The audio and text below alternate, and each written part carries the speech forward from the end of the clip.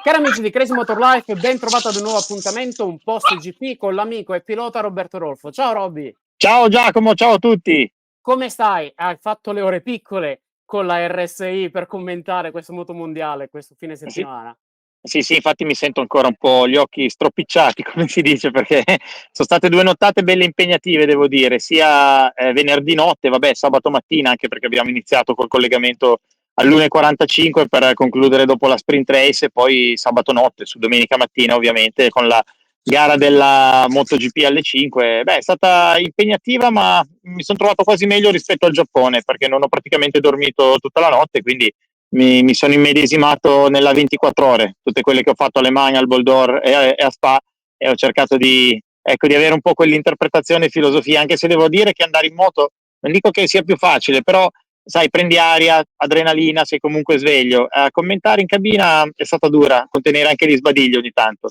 Ma Robby, dobbiamo parlare di motomondiale o di monomarca? Eh sì, direi che parlando di MotoGP viene ormai da parlare di monomarca, cioè è da tempo che si parla di monomarca, perché Ducati veramente in questa categoria è diventata una moto incredibile. Sono loro che fanno il bello e il cattivo tempo, ma soprattutto sono loro che fanno la differenza in gara, perché in prova magari abbiamo visto anche Vignales, in qualifiche sono andate molto bene, l'Aprilia era terza, faceva ben sperare. Spargarò ormai non lo vedo più motivato da poter brillare come è stato in precedenza, anzi è andato un po' nel dimenticatoio, però Aprilia dimostra di essere un'ottima moto, di fare delle belle qualifiche, ma in gara chissà perché manca sempre qualcosa, cadute a parte.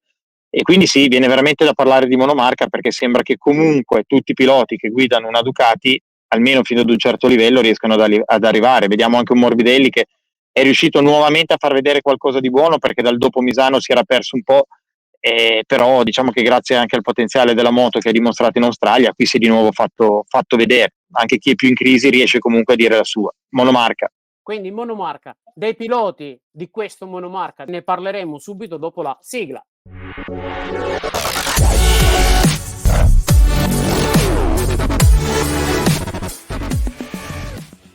Abbiamo sempre i fantastici tre, abbiamo Pecco, abbiamo Marquez, abbiamo Martin. Diciamo che sono loro tre che stanno tenendo vivo questo motomondiale. Pecco, questo fine settimana ci ha messo una pezza o si allontana sempre di più dal titolo? Sai che è stata un po' difficile da leggere la gara di Bagnaia, non solo quella della domenica ma anche la sprint, perché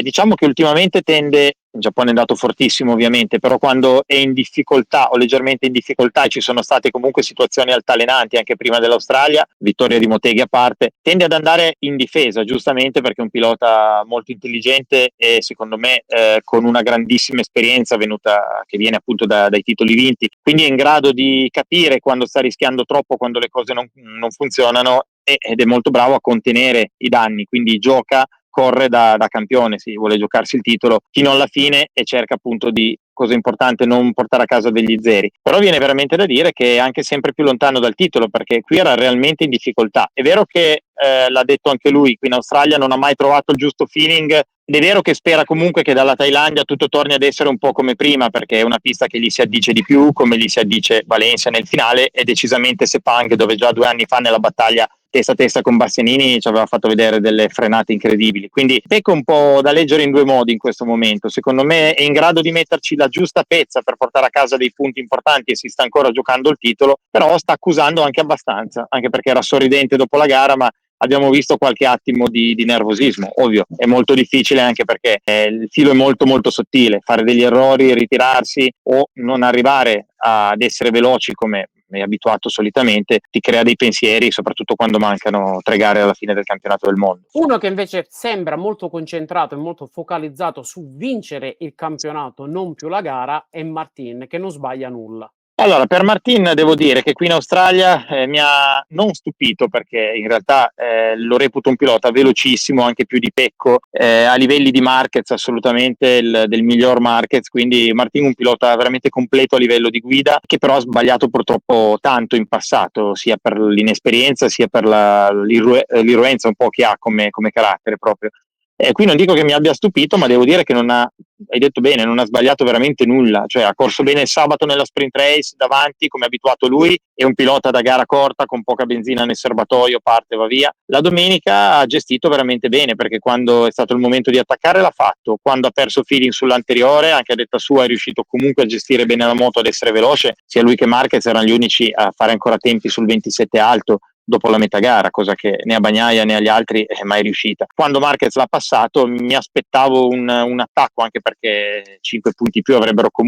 sarebbero stati molto utili, avrebbero comunque creato una differenza, e ha visto che non era il caso ed ha rallentato, ha provato un paio di attacchi, ha provato a essere veloce quanto Marquez, soprattutto nell'ultimo settore, nelle ultime due curve, e visto che era troppo al limite ha deciso di rallentare un po' e di portare a casa il secondo posto. È stato molto intelligente, devo dire che è un po' un nuovo Martin, che spero di vedere anche nelle prossime gare, perché a volte spiace quando lo vedi davanti, lo vedi vincente, poi cade, sbaglia lui e ti viene da dire no, è il solito, non vincerà mai il titolo se sbaglia così. Invece oggi il fondo, scusami, l'aveva toccato alla gara di Misano 1, dove veramente aveva perso lucidità ritirandosi in un momento in cui in realtà non stava piovendo e nessuno si è fermato, cioè la pista non era bagnata, c'era solo qualche goccia. Quello fa capire proprio la tensione di quel momento e la poca lucidità, cosa che invece ha avuto qui in Australia, anzi direi che ha recuperato alla grande quella situazione negativa di allora, quindi spero veramente che questo gli dia una buona motivazione per essere sempre sul pezzo, perché sarà bello vedere un po' di battaglia di nervi tra lui e Bagnaia fino alla fine. Marquez invece mette le cose in chiaro per il prossimo anno. Lui vuole essere il prossimo campione del mondo.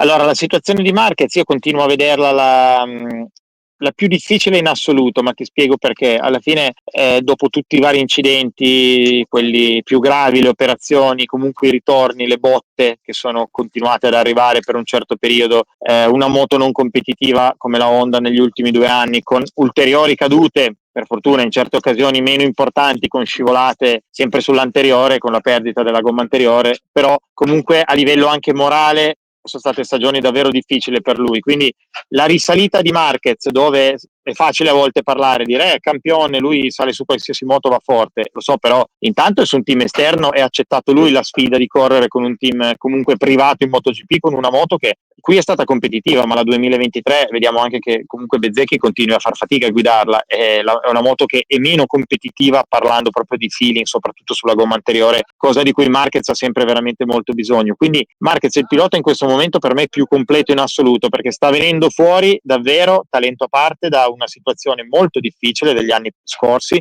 da tante situazioni difficili, da infortuni, da recuperi mancati, da ritorni sotto i ferri, operazioni, da moto non competitive, climi veramente difficili anche da sopportare, e comunque è giovane ma non è più giovanissimo, quindi un altro pilota magari si sarebbe anche abbattuto un po' per un certo periodo. Vediamo un Quartararo che secondo me si è abbattuto decisamente, non adesso, ma c'è stato un momento quando ha accusato veramente la non competitività della Yamaha, dove ha avuto una flessione. Marquez questa flessione non ce l'ha mai avuta, cioè è un campione sotto tutti i punti di vista, che piacciono o no, bisogna dire che è vincente e che oltre ad essere veloce in questo momento, in questa stagione, è anche intelligente, caduto tante volte, scivolate di adattamento alla moto che sono anche un po' nel suo stile, e qui in Australia ha corso, sembrava facesse un altro sport, perché nell'ultimo settore, conosco bene la pista perché l'adoro, tra l'altro mi piace tanto, penultima e ultima curva faceva traiettorie completamente diverse che facevano rendere tanto il motore in uscita, e infatti la grande velocità che riusciva ad ottenere in accelerazione è anche meglio delle moto 2024, parlo dell'accelerazione, quella di punta no, e veniva dal fatto che lui riusciva ad uscire in maniera incredibile dalle ultime curve, quindi un Marquez che è assolutamente arrivato anche per gradi, e quando ha cominciato a prendersi le vittorie, partiamo da Aragon, se le sta portando dietro vittorie, podi, e penso proprio che per il prossimo anno possa essere veramente un osso duro, anche perché ha tutto il tempo di prepararsi bene sulla moto, quella ufficiale, quella interna, che conta veramente. Poi è un pilota che secondo me è in grado di dare indicazioni anche in maniera molto veloce, quindi potrebbe aiutare anche tanto nello sviluppo. Questa moto nuova, questa moto mondiale nuovo, questi nuovi prototipi si portano dietro uno studio anche aerodinamico molto importante, ma che questa volta a Phillip Island è sembrato più quasi un problema che non un'aggiunta allo spettacolo. Sto parlando ovviamente dell'incidente che ha visto coinvolti Ducati e Aprilia, Bezzecchi e Vignales. E qua perché ha preso una davvero ad brutta alta botta, anche velocità, perché sì, Robby. si arriva forte, si prendono i freni in mano, quindi per fortuna avevano già rallentato parecchio, ma l'effetto scia ha risucchiato Bezzecchi, che ha picchiato sì malamente, ma soprattutto nel rotolare successivamente, dove ha perso secondo me anche per un attimo conoscenza, perché ecco qui dove ha però picchiato. comunque è sembrato proteggersi nel momento della caduta, poi forse qua Proprio abbiamo visto che praticamente questo moto mondiale, con queste nuove moto, con questa nuova aerodinamica, spesso e volentieri innesca dei problemi non indifferenti, che sì fanno fare degli incidenti spettacolari, ma dal punto di vista di sicurezza possono diventare un vero e proprio problema. Qui a Phillip Island abbiamo visto quasi la fotocopia di quello che fu l'incidente che vide coinvolti Zarco e Morbidelli. Questa volta i protagonisti cambiano, parliamo di Vignales e di Bezzecchi, ma il risultato è molto simile. Allora, diciamo che soprattutto nella curva dove sono caduti Bezzecchi e Vignales, l'effetto della scia, quindi il risucchio che la mancanza d'aria della moto che è dietro, che segue,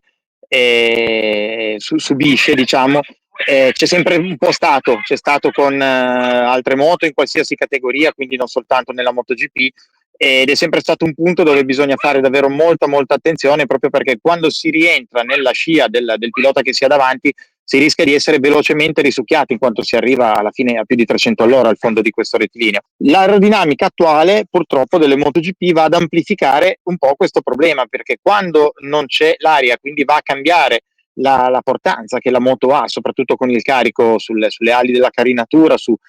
tutte e due le ruote alla fine, perché la stabilità gas pieno e rettilineo viene amplificata e viene portata comunque su tutte e due le ruote anche a livello di carico. Ecco che il risucchio è ancora più rapido, quindi quello in cui purtroppo ha perso tempo Bezzecchi e la situazione che ha creato questo incidente è stata proprio amplificata da questa cosa, quindi dal fatto che l'aerodinamica ha fatto perdere un po' il controllo a Bezzecchi, che non è stato capace purtroppo di reagire velocemente, proprio perché le cose succedono in maniera sempre più veloce. Non è solo un problema di velocità delle moto, che ovviamente c'è, ma quella c'è stata anche in precedenza. 2005, quando ero sulla Ducati Dantin, arrivavamo comunque già a 340 all'ora al fondo del rettilineo, esattamente la velocità che si fa oggi, cioè ci saranno 4-5 km di differenza, ma non di più. Il problema è la reattività delle moto, anche perché si fa fatica con l'aerodinamica attuale, e Marquez l'aveva detto più volte questa cosa, a cambiare traiettoria, quindi a ritornare su una traiettoria favorevole oppure a inventarsi anche delle traiettorie. Quindi non è solo una questione di sicurezza,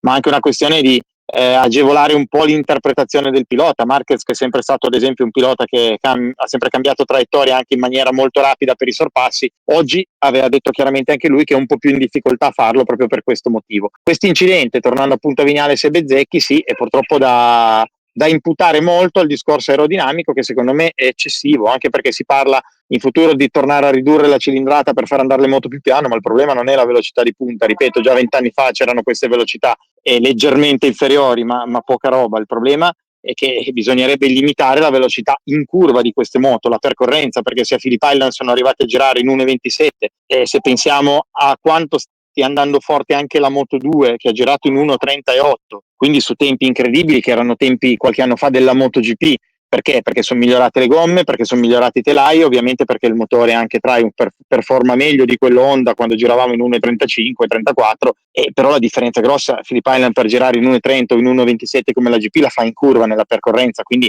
secondo me il fattore sicurezza è da ricercare da altre parti, e l'aerodinamica non è sicuramente una cosa che ti porta più sicurezza, velocità sì, ma non sicurezza, e va anche secondo me a incidere purtroppo un po' sul talento e sulla guida del pilota, perché la moto andrebbe guidata in maniera un po' più naturale, quindi senza tante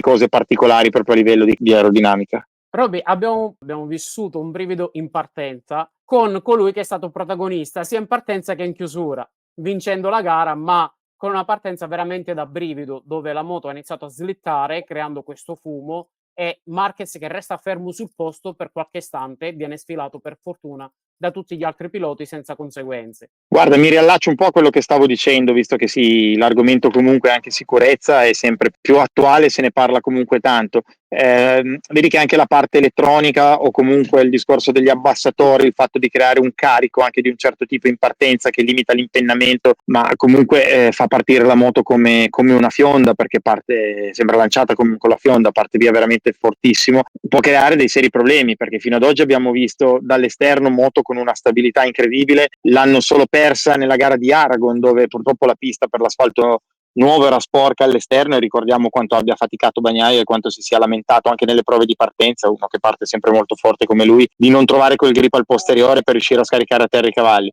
Con Marquez qui a Phillip Island secondo me abbiamo visto che se qualcosa va storto o per un problema, un sistema, che sia l'abbassatore, che sia l'elettronica, l'antimpennamento, il launch control, quindi la gestione dei giri motore nell'accelerazione della partenza, o addirittura, come nel suo caso, una semplice piccola visiera di plastica a strappo del casco che gli finisce sulla ruota posteriore, ed ecco che è andato vicinissimo a creare un disastro, perché se cadeva in quel punto poteva veramente essere molto molto pericolosa la situazione. È stato veramente bravissimo a gestire la derapata, a gestire lo spettacolare fumo che ha creato con la gomma posteriore, e questo per dire che secondo me ci vorrebbe una MotoGP, comunque va bene, prototipi, ma nell'insieme un po' più guidabile dal pilota, dall'essere umano, perché tutti partono bene oggi, vediamo che non c'è più quel divario enorme in partenza che si creava una volta, quindi i piloti sono ancora più vicini, perché il fatto di riuscire a partire con questi sistemi una volta che sono tarati ci può essere veramente una differenza minima. L'abilità del pilota l'ha tirata fuori Marquez nel controllare quella derapata al limite per non cadere, e direi che è stata bella, perché la sua gara sembrava un po' compromessa, non solo per la posizione in cui si è trovato dopo le prime curve, ma per il fatto di aver perso concentrazione. Invece è stato bravo a recuperarla, l'ha detto anche lui, e a riattaccare rapidamente dopo senza problemi. Prossimo round, Thailandia. Cosa, a parte i protagonisti saranno sempre gli stessi, ci immaginiamo, ma cosa potremmo aspettarci da questo nuovo weekend? Ma allora, Buriram è una pista un po' particolare, devo dire, una pista favorevole a Bagnaia perché è un grande staccatore e si frena molto forte, ma attenzione anche a Marquez, perché se non fa errori a livello di scivolate in Thailandia è un po'... non sarebbe nuovo a farne, ecco, però si potrebbe creare una bellissima battaglia anche tra lui e tra Bagnaia. È una pista che io non ho mai amato tantissimo, mi piace tanto il posto perché è molto particolare e bello, ma la pista, essendo tanto frena-accelera, avendola affrontata con la 600 Supersport in 3 occasioni, al 4 anzi non mi aveva entusiasmato, perché l'ho trovata un po' noiosa con poca potenza, mentre con una 1000 devo dire che deve essere decisamente più divertente. È una pista che a livello di guida secondo me non fa tanta selezione, ma fa selezione il fatto di avere veramente una moto stabile per riuscire a frenare forte ma passare poco tempo in curva. Con la MotoGP prima riesce a raddrizzare la moto dopo quei tornanti, quelli stop and go, un po' come a Motegi, e prima riesce ad accelerare per essere di nuovo dritto e andare via, cosa che a Bagnaia di solito riesce bene. Quindi vedo di nuovo un Bagnaia più competitivo assolutamente in Thailandia. Allora, grazie a tutti voi per aver seguito Crazy Motor Life, per aver seguito questo post MotoGP con Roberto Rolfo, in compagnia di Roberto Rolfo. Robby, noi ci vediamo prossimamente per il post World Superbike, che questa volta però lo faremo dopo i test, così possiamo parlare anche di quello che si vedrà nel 2025. Abbiamo celebrato la vittoria al titolo del turco Toprak Razgatlioglu. Ma che gara, quindi Guarda, più il tempo passa, più è bella la Superbike. Mentre stiamo vivendo un periodo un po' più scuro del motomondiale nella sua massima espressione con la MotoGP, ma proprio limitato al monomarca che ormai è diventato di fatto. sì. Invece in Superbike abbiamo una mescolanza di colori, di case e di campioni che lo rende sempre, sempre entusiasmante. Ne parleremo al prossimo post Superbike, pronti per il 2025. Ciao Robby! Ciao, a presto, grazie, ciao.